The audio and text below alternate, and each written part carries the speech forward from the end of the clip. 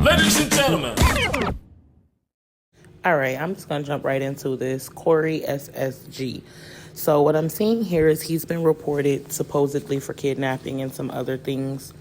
He did go live and start sharing, like, I guess, the side of his story. You can find that on social media. I'm not going to put it in this video because it's just a bunch of him explaining and asking basically his audience questions about what they think about it, when that's the wrong people he needs to be asking those questions for.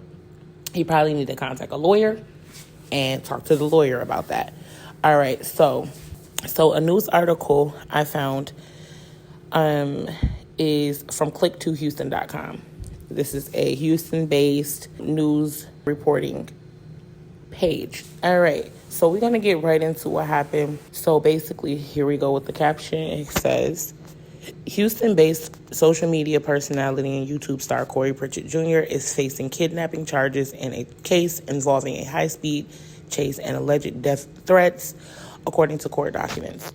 Pritchett, who has over 15 million followers across all social media platforms, including over 917,000 subscribers to his Life with Corey SSG YouTube channel, has been charged with aggravated child napping after allegedly abducting two women, threatening their lives, and then fleeing the country. So what happened? One of the victims said that she met Corey on November 22nd, 2024, and exchanged numbers with him. Records show. The next day, she, along with another woman, met up with Corey for a workout, followed by an ATV outing and bowling. At the bowling alley, Corey and his two male friends started acting suspicious, reportedly looking around and seemingly on edge, records show. The women learned that he and his friends had some issues with another group at the alley. Concerned about his behavior, the woman told investigators that they asked him to leave with his friends if he and his friends continued to act suspiciously. I don't really understand that, but anyways, I'm going to continue to read. Corey reportedly stepped out with his friends, leaving the women inside the bowling alley. After a significant amount of time passed, the women texted Corey, stating that they left their belongings in his car. Records show that Corey responded to the women's text, asking them to meet him at an HEB parking lot nearby to retrieve their belongings. Once there, Corey offered to drive them home, and the women agreed.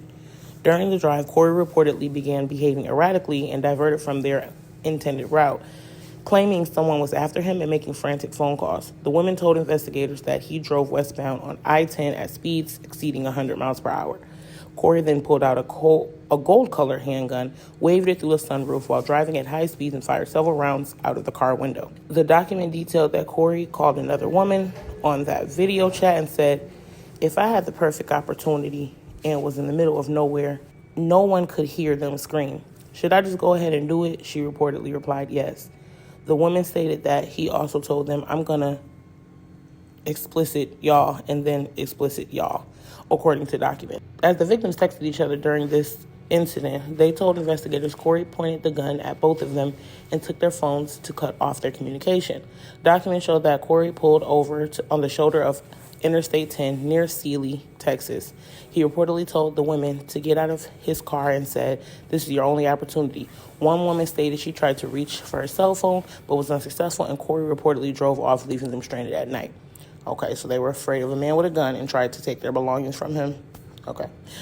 The women stated they spent over an hour walking along the side of a dark highway before they flagged down a driver, called 911, and were held by Waller County deputies. Investigators used GPS data from Life 360 app one of the women had, which corroborated their story.